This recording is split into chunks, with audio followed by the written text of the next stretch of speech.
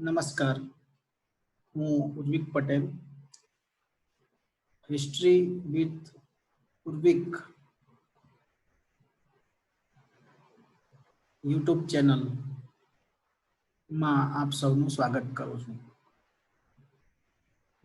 આજે આપણે વાત કરવાની છે બુદ્ધિઝમ. મહાત્મા બુદ્ધના એક નવા ધાર્મિક માર્ગ અને ભારતમાં આ ધર્મની પડેલી અસરો વિશે વાત કરવાની છે. સામાન્ય રીતે FYBA સેમિસ્ટર 1માં આ ટોપિક પૂછાય છે અથવા તો આ ટોપિક સમાવેશ કરેલો છે ઇતિહાસ વિષયમાં, અને એ જ રીતે TYBA પેપર નંબર 12માં પણ આ ટોપિક આવે છે. એટલે FI અને TY બંનેના વિદ્યાર્થીઓને લાભ થશે. આ ઉપરાંત પણ જે વિદ્યાર્થી નો હાલમાં આ ટોપિક નથી તો એમને પણ જનરલ નોલેજ માટે આ ટોપિક અગત્યનો સાબિત થાય એમ છે. મુખ્યત્વે બુદ્ધિઝમની અથવા તો બૌદ્ધ ધર્મની આપણે વાત કરીએ તો દુનિયાના જે મોટા ધર્મો છે એમાંનો આ એક ધર્મ છે. એમ કહી શકાય કે જગતના જે મુખ્ય 4 ધર્મો છે એમાંનો આ એક અગત્યનો ધર્મ છે. લગભગ હાલ તો હવે ઘણા બધા સ્ત્રોત 50 કરોડની આસપાસ લોકો આ ધર્મ પાળતા હોવાની વાત કરે છે. જીવન જીવવાનો એક ઉત્તમ માર્ગ આપનાર, સુખના સિદ્ધાંતો, શિક્ષણની નવી વિભાવના આપનાર પણ આ ધર્મ તરીકે આપણે એને જોઈ શકીએ છીએ. ભારત દેશ દ્વારા આ ધર્મનો ફેલાવો અથવા તો તત્કાલીન ભારતના વિસ્તારમાં થી આ ધર્મનો ફેલાવો થયેલો આપણે જોઈ શકીએ છીએ. બુદ્ધ એટલે કે જાગૃત જેને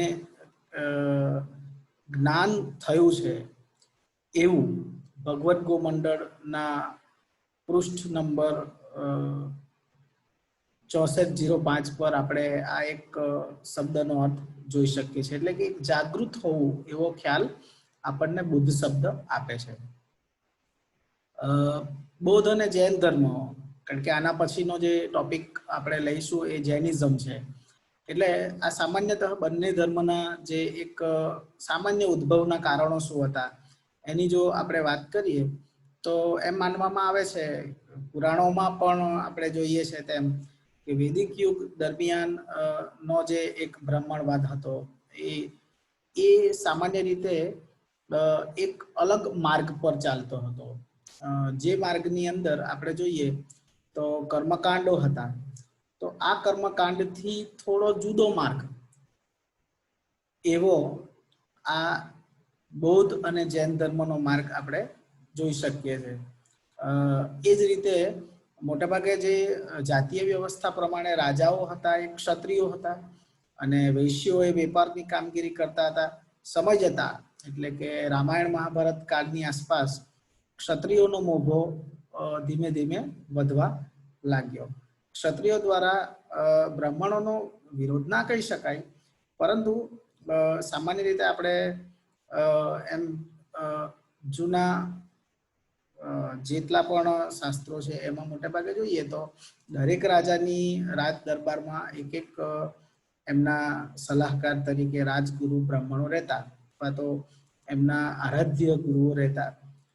ઘણીવાર કેટલાક સમયગાળા દરમિયાન એવી પણ સ્થિતિ આવી કે રાજાઓ હવે પોતાને પણ ચાતુર્ય બળવાન અથવા તો ચતુર માનવા લાગ્યા અને ઘણા બધા નિર્ણયો જાતે લેવા લાગ્યા. પરિણામે એક પ્રકારનો વિરોધ ના કહી શકાય, પણ એક એવી વિચારધારા આવી કે અમે આ બાબતમાં કંઈક કામગીરી કરી શકીએ. તો આ પણ એક કારણો તરીકે ઘણા પુસ્તકોમાં આપણને મળે છે. બે ક્ષત્રિય રાજકુમારનો ફાળો, મહાવીર અને ગૌતમ બુદ્ધ આ બંને ક્ષત્રિય રાજકુમારો હતા અને આ બંને ધર્મની શરૂઆતમાં આમનો ફાળો બહુ જ અગત્યનો છે. એ જ રીતે આપણે આગળ જોઈએ તો ભારતમાં 4 રાજકુમાર અને 4 ધર્મો, એટલે કે 4 એવા વ્યક્તિઓ જે ક્યાંક ને ક્યાંક રાજા તરીકે મોભો બતાવતા હતા અથવા દર્શાવતા હતા અથવા તો રાજકીય ફેમિલીમાંથી હતા અને આજે એમાંથી 4 અગત્યના ધર્મો આપણને અથવા તો સંપ્રદાયો જોવા મળે. એમાંથી બૌદ્ધ, જૈન, શ્રીરામ એ પણ એક રાજા હતા, શ્રી કૃષ્ણ એ પણ આખી પોલિટિકલ ફેમિલી ધરાવે છે. તો અહીં આપણે જોઈએ કે ભારતમાં રાજાને ઈષ્ટ માનવાની જે એક પરંપરાની શરૂઆત થઈ એના પણ અહીં ભરપૂર પુરાવાઓ આપણે જોઈ શકીએ છીએ. આ બેના કિસ્સામાં ગૌતમ બુદ્ધ અને મહાવીરનું જો જીવન આપણે જોઈએ તો એમના દ્વારા જ્ઞાનની તપાસ કરી અને એનું જ્ઞાન પરમ જ્ઞાનની પ્રાપ્તિ કર્યા હોવાનો એમનો ખ્યાલ આપણને મળે છે, જે આપણે આગળ જતા જોઈએ. તો રાજાઓને ધાર્મિક રીતે જોવાનો એક અલગ ખ્યાલ દરેક વિશ્વની દરેક પ્રજામાં આપણે જોઈ શકીએ છીએ. તો આ એક સામાન્ય કારણો આપણને જુદી જુદી બુક્સમાંથી મળે છે. બરાબર. અહીં કોઈ જ્ઞાતિ ઊંચી કે કોઈ જ્ઞાતિ નીતિ, આ તમામ કહેવાતી જ્ઞાતિઓ છે, પરંતુ જે સામાન્ય કારણો દેખાય છે આપણને આ પ્રકારના છે. આ ઉપરાંત પણ આપણે જોઈએ તો લોખંડની શોધ એ રીતે ધાર્મિક એંગલથી અગત્યની નથી, પરંતુ લોખંડની શોધને કારણે રાજકીય વિકાસ થયો અને જેટલો રાજકીય વિકાસ થયો એટલો સામાન્ય રીતે એ રાજાઓ સાથે આ ધર્મનો ફેલાવો થયો. તો કપિલ, ગોશાલ, યદુક, કાત્યાયન જેવા વિચારકોએ કેટલાક વૈદિક ખ્યાલોને પણ ખોટા પાડવાનો પ્રયત્ન કર્યા અને ખાસ કરીને ખોટા પાડવા કરતા એની અંદર નવા વિચારો લાવવાની શરૂઆત કરી. અને આ જે બધી બાબતો હતી એમાંથી આ બે ક્ષત્રિય રાજકુમારો ધાર્મિક જે ફિલોસોફી હતી એને જુદા માર્ગે લઈ જવાનો પ્રયત્ન કર્યો, જે આપણે અહીં આગળ જોઈએ.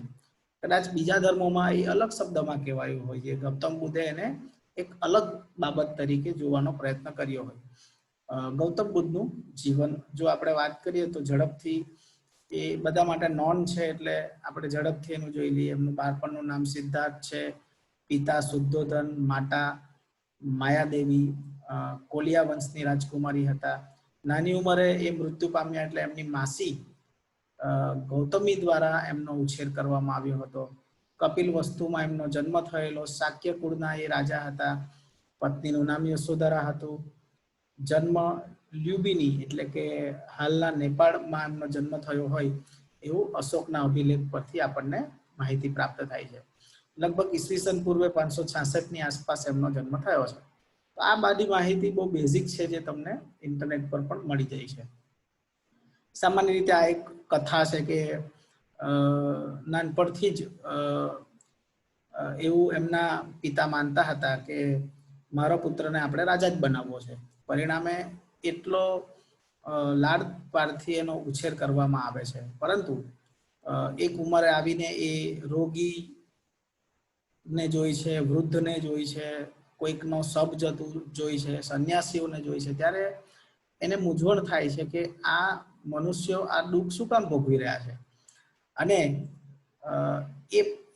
એને મનોમંથન એટલું થાય છે કે આ બાબત વિશે જાણવાના ઉત્સાહી બને છે અને એ માટે પછી એ લગ્ન કર્યા બાદ ઘર પણ છોડી દે છે, જે ખૂબ જ પ્રચલિત કથા છે, જેના વિશે આપણે સૌ જાણીએ છીએ.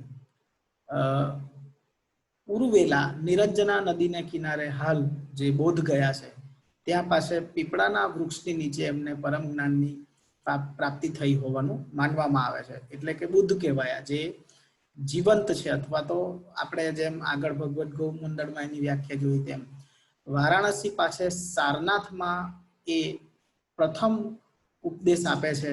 ધર્મચક્ર પ્રવર્તન સૂત્ર જેને કહેવામાં આવે છે, એના જે 5 અગત્યના શિષ્યો હતા એમને એ શરૂઆતમાં આ ઉપદેશ આપે છે અને એ ઉપદેશનો ફેલાવો કરવા માટેનો પ્રયત્ન કરે છે. આ 4 નગરો અગત્યના છે એમના જીવનના. એક તો આપ જોઈ શકો કે નેપાળમાં લુંબિની, સારનાથ, બોધ ગયા જ્યાં તેમને આ બૌદ્ધત્વની પ્રાપ્તિ થઈ, સારનાથ જ્યાં એમણે પ્રથમ વાર ઉપદેશ આપેલો, અને કૃષિનગરમાં એમણે દેહ ત્યાગ કર્યો હતો. એટલે આ 4-5 વિસ્તારો એમના જીવન માટે અગત્યના છે. તેમણે મથુરા, રાજગીર, ગયા, પાટલીપુત્ર વગેરેની મુલાકાત લીધી. અગત્યની વાત એ છે કે કોઈ પણ ધર્મને ફેલાવવા માટે રાજ્યાશ્રય એ ધર્મને મળે એ બહુ જ જરૂરી છે. બિંબિસાર, અજાતશત્રુ, ઉદયન જેવા રાજા અનુયાયી બન્યા. ખાસ કરીને અશોક એ એમના અનુયાયી બન્યા, અને અનુયાયી તો ના કહ્યું પણ એમના પછી એમણે ધર્મનો ફેલાવો કર્યો. તો આ બધા રાજાઓના આશ્રયમાં બૌદ્ધ ધર્મ ખૂબ જ પ્રસરેલો જોઈ શકાય છે. કુશીનગર એ એમનું મહાનિર્વાણ સ્થળ છે. બૌદ્ધ ધર્મના ફેલાવાની આપણે વાત કરીએ તો ભારતથી આ રીતે વિવિધ માર્ગમાં સમગ્ર વિશ્વના, ખાસ કરીને એશિયાના મોટે ભાગેના વિસ્તારમાં આ ધર્મ ફેલાયેલો આપણે જોઈ શકીએ છીએ. એમાં એશિયા તરફ કે પછી દક્ષિણે શ્રીલંકા હોય, ઉપર ચીન હોય, એ તમામ બાબતે આપણે એમનો ફેલાવો જોઈ શકીએ છીએ. દુનિયાના ધર્મોની પણ આપણે વાત કરીએ તો અહીં જે વિસ્તાર દેખાય છે, આ બધા વિસ્તારોમાં આજે બૌદ્ધ ધર્મની એક સારી એવી પ્રચલિતતા આપણે જોઈ શકીએ છીએ. બાકી ક્રિશ્ચન હોય કે પછી આ ઇસ્લામિક કન્ટ્રી હોય કે આ હિન્દુ, મોટે ભાગે આ નકશામાં ભારતને સમગ્રતયા હિન્દુ ધર્મના એ પોઈન્ટ ઓફ વ્યૂથી બતાવવામાં આવેલો છે. પણ આ બધા જ ધર્મોના માઇક્રો ઓબ્ઝર્વેશન કરવા જાય તો ઘણા બધા પ્લસ માઇનસ થઈ શકે. પણ અહીં જે મેજોરિટી ધર્મ પાળતા લોકો છે એના આધારે આ નકશાને એક સામાન્ય ખ્યાલ ઉભો કરવા માટે બતાવવામાં આવેલો છે. એમના જે મુખ્ય ઉદ્દેશો છે એ ખૂબ જ અગત્યના છે. ખાસ કરીને એમના મુખ્ય ઉપદેશોમાંના અગત્યનો ઉપદેશ છે 4 આર્ય સત્ય. એમનું માનવું હતું કે સંસાર દુઃખમય છે અને ઈચ્છા, અજ્ઞાન વગેરે દુઃખના કારણો છે. આ કારણોનો નાશ કરવાથી દુઃખ દૂર થાય છે અને દુઃખનું નિરાકરણ કરવા માટે અષ્ટાંગ માર્ગ એમણે આપેલા.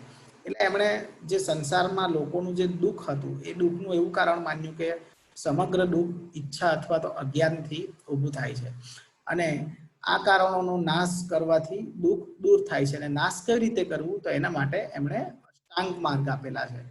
અષ્ટાંગ માર્ગમાં સમ્યક દ્રષ્ટિ, સમ્યક ધ્યેય, સમ્યક વાણી, સમ્યક વર્તન, સમ્યક આજીવિકા, સમ્યક પ્રયત્ન, સમ્યક અપેક્ષા અને સમ્યક એકાગ્રતા, આવા 8 માર્ગો દ્વારા એમણે એમના આ જે સંસારમાં જે દુઃખ છે એને કઈ રીતે દૂર કરી શકાય એ પ્રકારના 8 માર્ગો ફોલો કરવાની સલાહ એમણે આપી. એમના જે મુખ્ય ગ્રંથો છે એ ધર્મના, એ પણ આપણે જોઈ શકીએ છીએ. એક તો સુત્ત પિટક એટલે કે બુદ્ધના ઉપદેશો, વિનય પિટક એટલે કે બુદ્ધના જે ભિક્ષુઓ છે એમના આચરણના નિયમો છે, અભિધમ્મ પિટક એટલે સવાલ જવાબ સ્વરૂપે લખાયેલું છે, અને એમાં બૌદ્ધિક તત્વજ્ઞાન ની ભરપૂર માત્રામાં આપણે જોઈ શકીએ છીએ.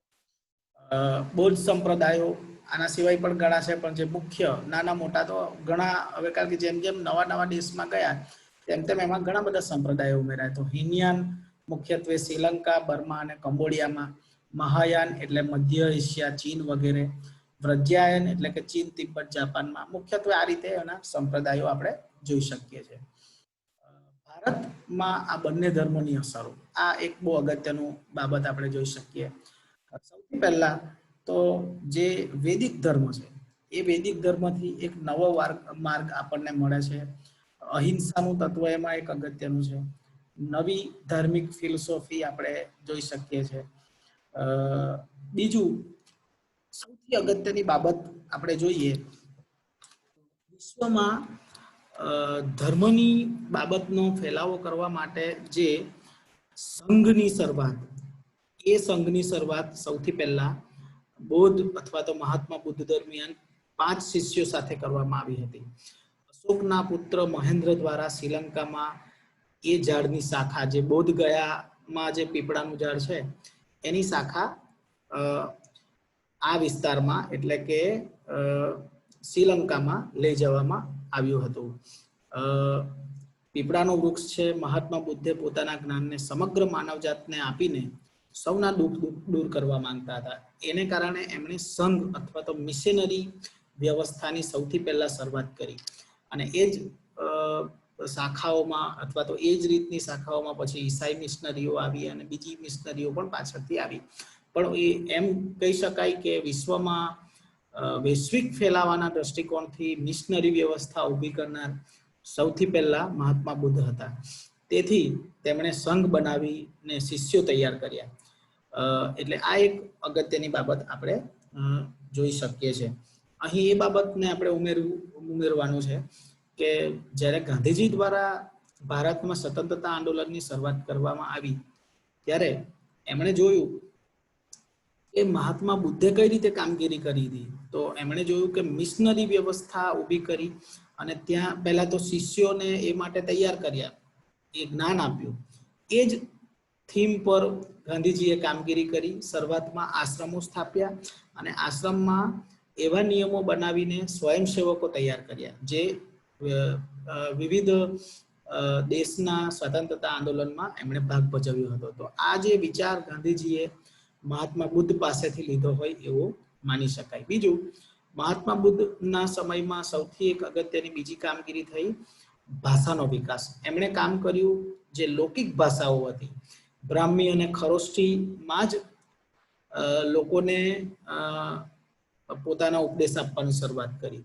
સેમ વસ્તુ જ્યારે ગાંધીજી ભારતમાં આવ્યા ત્યારે પણ એમણે ગુજરાતી ભાષામાં, હિન્દી અને અંગ્રેજીમાં તો આપતા જ હતા, પણ ગુજરાતી ભાષામાં નવજીવન અને પછીથી હરિજન બંધુ નામના સામયિકો ચલાવ્યા, જેથી કરીને એમના વિચારો સામાન્યથી સામાન્ય પ્રજા સુધી પહોંચી શકે. તો આ બે બાબત ખૂબ જ અગત્યની આપણે જોઈ શકીએ છીએ. તો આજે પણ આ શ્રીલંકાનું આ જે વૃક્ષ છે એને ખૂબ જ પવિત્ર માનીને ત્યાંના લોકો એને પૂજે છે. આ એક બાબત બતાવે છે એમની સંઘ અથવા તો મિશનરી વ્યવસ્થા ક્યાં ક્યાં સુધી ગઈ હતી અને જે વિસ્તારમાં એના અનુયાયીઓ વધુ કરવા માટે ત્યાં એવી કોઈક એક સિમ્બોલિક વસ્તુ મૂકવાની જરૂરિયાત જણાય. પરિણામે એમણે આ પ્રકારની વસ્તુ ત્યાં મૂકેલી હોવાનો આપણે ખ્યાલ શકીએ છીએ. રાજા દ્વારા એમને પૂરતો એક પ્રકારનો આ ધર્મના ફેલાવા માટેનો એક પ્રબળ પ્રયાસ કરવામાં આવેલો હોય પણ એ પણ જોઈ શકીએ છીએ. મૂર્તિ પૂજાની વાત કરીએ તો ગ્રીકોના આગમન પછી ભારતમાં મૂર્તિ પૂજા શરૂ થઈ હોવાનું માનવામાં આવે છે. દાખલા તરીકે અહીં આપ જોઈ શકો છો કે ગ્રીકે મુખ્યત્વે બે શૈલીની શરૂઆતી મૂર્તિઓ બનાવેલી, એક મથુરા શૈલી અને બીજી ગાંધાર શૈલી. હવે ગાંધાર શૈલીની જ્યારે આપણે વાત કરીએ ત્યારે બુદ્ધને ગ્રીકના લોકોએ જ્યારે મૂર્તિ બનાવવાની શરૂઆત કરી મહાત્મા બુદ્ધની, ત્યારે એમણે જે એમની હેરસ્ટાઇલ રાખવાનો જે પ્રયત્ન કર્યો એ ગ્રીક ટાઈપની રાખી. તમે જૂની મૂર્તિઓ નો સર્ચ કરશો તો તમને એમની જે હેરસ્ટાઇલ છે એ પ્રકારની જોવા મળે છે. પછી જ્યારે ચાઇનામાં બુદ્ધા પ્રચલિત બન્યા ત્યારે હવે નવા આપણને ચાઇનીઝ બુદ્ધાઓ પણ જોવા મળે છે. ખાસ કરીને લાફિંગ બુદ્ધા આપ ચિત્રમાં જોઈ શકો છો. તો જેવા જેવા વિસ્તારમાં આ મહાત્મા બુદ્ધ પૂજાયા એને એ રીતના રંગમાં પછી સ્થાપિત કરવામાં આવ્યા, અથવા તો લોકોને જે રીતે જરૂરિયાત જણાય એ રીતે એનો રૂપ અલગ અલગ પ્રજાએ અલગ અલગ રીતે એમને જોયા હોવાનો આપણને ખ્યાલ આવે છે. એશિયામાં ગૌતમ બુદ્ધની આપણે વાત કરીએ તો બાહ્યાન જેટલા એક અગત્યના વિસ્તાર એશિયામાં ત્યાં આ રીતે મોટી મોટી મૂર્તિઓ મહાત્મા બુદ્ધની બનાવવામાં આવી હતી. પરંતુ કેટલાક ધાર્મિક કટ્ટરતાને કારણે આજે આ મૂર્તિઓ તોડી નાખવામાં આવી છે. પણ કારણ કે ઈસવીસન પૂર્વે 5મી અને 6ઠી સદીમાં એ સમયે તો ઈસાઈ ધર્મની પણ શરૂઆત નહોતી, મુસ્લિમ ધર્મની પણ શરૂઆત નહોતી. તો એ સમયે મોટે ભાગેના વિસ્તારમાં બૌદ્ધ ધર્મની એક અગત્યનો પ્રચાર થયેલો હોય એવું આપણે માની શકીએ, કારણ કે એમની મિશનરી વ્યવસ્થા એટલી સ્ટ્રોંગ હતી અને શિષ્યો બધે જઈને આ ધર્મનો ફેલાવો કરતા હતા. આ રીતે અહીં આ 3 મૂર્તિઓ હતી એવું માનવામાં આવે છે. અને બાહ્યાન જેને આપણે વાત કરીએ, આ જે અફઘાનિસ્તાનમાં આ વિસ્તારમાં આવેલું છે અને આ રીતે મૂર્તિઓ હતી જેમાંથી કેટલીકને હવે ત્યાંની ધાર્મિક બાબતોને કારણે ડિસ્ટ્રોય કરી નાખવામાં આવેલી હોવાનું આપણે જોઈ શકીએ છીએ. શિક્ષણ ક્ષેત્રે ફાળો, જે મેં ગાંધીજીના આશ્રમ વ્યવસ્થાની જે મેં વાત કરી, એ ખૂબ જ અગત્યનું છે. અને એમના જ આશ્રયથી મોટે ભાગે અલગ અલગ પ્રકારની જે વિદ્યાલયોની આપણે વાત કરીએ તો એ વિદ્યાલયો ફળી ફૂટતી હતી. અને અહીંથી ખાસ કરીને સારનાથની નજીકમાં સારનાથનો જે સ્તૂપ છે એની આસપાસ પણ જબરદસ્ત રીતે બોધ શિક્ષણ મળતું હતું. અહીં આ શિક્ષણ મેળવવા માટે અથવા તો બુદ્ધ વિશે જાણવા માટે હ્યુએનસાંગ, ફાહિયાન અને ઇત્સિંગ જેવા લોકો કેટલો લાંબો માર્ગ થી ભારત તરફ આવ્યા હતા એ તમે આ ચિત્રમાં જોઈ શકો છો કે આટલા લાંબો માર્ગ ખેડીને એ ભારતના વિસ્તારમાં આવ્યા. કેમ? કારણ કે એમણે જાણવું હતું આ ધર્મ વિશે. અને જ્યારે હ્યુએનસાંગ એમના જે લેખ છે સીયુકી એમાં લખે છે આ બધી બાબતો જે એમણે નિહાળી હતી, તો આ જે બૌદ્ધ ધર્મની જે પ્રચાર અને પ્રસાર એટલો પ્રભાવી હતો કે ચાઇનાથી પણ લોકોએ પગપાળા અહીં સુધી આવ્યું હતું. ને આપ જોઈ શકો કે કેટલો લાંબો માર્ગ લઈને આ ચીની યાત્રાળુઓ ભારતમાં આવ્યા હતા. તો શિક્ષણ ક્ષેત્રેનો ફાળો બૌદ્ધ ધર્મ માટે ખૂબ જ અગત્યનો કહી શકાય, કારણ કે એમણે શિષ્યોને તૈયાર કર્યા ધર્મનો વિકાસ કરવા માટે. અને આ શિષ્યોને તૈયાર કરવા માટે એક શૈક્ષણિક વ્યવસ્થાની જરૂરિયાત ઊભી થઈ. અને આ શૈક્ષણિક વ્યવસ્થાએ આ એક પ્રકારની નવી શૈક્ષણિક જાગૃતિ સમાજમાં આણેલી જોઈ શકાય છે. ચૈત્ય અને સ્તૂપ હવે એક પ્રકારના નવા બાંધકામની ભારતમાં શરૂઆત થઈ. એમાં બૌદ્ધ ધર્મની અસર નીચે મુખ્યત્વે 3 બાબત આપણે જોઈ શકીએ છીએ: ચૈત્ય, સ્તૂપ અને ગુફા. આ છે સારનાથનો પ્રખ્યાત સ્તૂપ. એની અંદર એની પહોળાઈ 43 મીટર છે અને એની હાઈટ 30 મીટર છે. તો આ એક અગત્યનું છે. એવું માનવામાં આવે છે કે અહીં ગૌતમ બુદ્ધની અસ્થિઓ છે. કારણ કે મેં અગાઉ પણ કહ્યું તેમ કે પોતાના સંઘનો વિકાસ કરવા માટે અથવા તો એમના વિચારને વિવિધ વિસ્તાર સુધી લઈ જવા માટે એવું માનવામાં આવે કે એમના મૃત્યુ પછી એમના અવશેષોને અલગ જગ્યાએ લઈ જવામાં આવ્યા અને ત્યાં સ્તૂપ બનાવવામાં આવ્યા. આવી એક માન્યતા છે. તો આ સ્તૂપની અંદર શું છે એ આજ સુધી રહસ્ય છે. આને ખૂબ જ સારા નકશી કામથી બનાવવામાં આવ્યું હતું.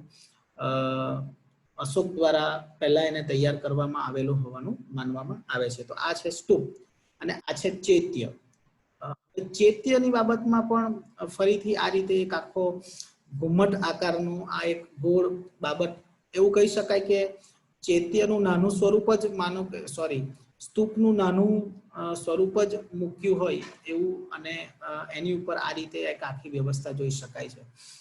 શરૂઆતી જે ચૈત્યકારો હતા એમણે જ્યારે આ મકાન બનાવ્યું ત્યારે એમણે તમે આ કળામાં જોઈ શકો છો કે અહીંથી એમણે આ રીતે શેપ આપવાનો પ્રયત્ન કર્યો છે. કારણ કે શરૂઆતમાં જે કાષ્ઠના મકાનો બનતા, લાકડાના મકાનો, એ લાકડાના મકાનોને આ રીતનો સપોર્ટની જરૂર પડતી. પરંતુ જ્યારે આ પ્રકારના પથ્થરોના મકાન બનવા લાગ્યા ત્યારે અથવા તો પથ્થરોના સ્થાપત્ય બનવા લાગ્યા ત્યારે આની જરૂર નહોતી. પણ છતાં તત્કાલીન જે બનાવનાર વ્યક્તિઓ હતા એમને એવું લાગ્યું કે આ મૂકવું જરૂરી છે. તો એમણે ચૈત્યમાં આ રીતે સપોર્ટેડ મૂક્યા. જો કે પથ્થરોમાં આ પ્રકારના સપોર્ટની જરૂર હોતી નથી. તો આ એક બાબત આપણે એક ચૈત્ય અને સ્તૂપ નામના નવા 2 સ્થાપત્યો આપણને આ સમયમાં અથવા તો એમની ઇફેક્ટને લીધે પાછળથી જોવા મળીએ. આ જ ઉપરાંત અજંતા, ઇલોરાની ગુફાઓ અને ભારતમાં મળી આવતી બીજી ઘણી ગુફાઓમાં બૌદ્ધ ધર્મની અસર આપણે પુષ્કળ રીતે જોઈ શકીએ છીએ. પરંતુ અજંતાની ગુફા વધારે અગ્રેસરલી આપણે જોઈ શકીએ છીએ, જેમાં બુદ્ધની જાતક કથાઓને ચિતરવામાં આવી છે, રંગોનો ઉપયોગ કરવામાં આવ્યો છે. ગુફાઓ, સ્તૂપો કે આ બધું કેમ એમના દ્વારા ગુફા બનાવવામાં આવી? કારણ કે સામાન્ય રીતે જ્યારે એ પ્રચાર કરવા માટે જતા ત્યારે એક જુદા જુદા વિસ્તારમાં એમને રહેવા માટે, ધ્યાન કરવા માટે આ એક અગત્યનું સ્થાપત્ય આપણે જોઈ શકીએ છીએ. તો ગુફા એક અગત્યની બાબત છે. આજે વર્લ્ડ હેરિટેજ સાઇટ તરીકે પણ એ મહારાષ્ટ્રમાં સ્થાન ધરાવે છે. બુદ્ધિઝમની આપણે વાત કરીએ તો તો ગુજરાતની અંદર આપણને આટલા બધા વિસ્તારમાં એના સ્થાનકો આપણને પ્રાપ્ત થાય છે. તો આ રીતે આપણે બુદ્ધિઝમ વિશે આજે વાત કરી. મને આશા છે કે આના વિશે પૂરી માહિતી આપવાનો મેં પ્રયત્ન કરેલો છે. આપ સૌનો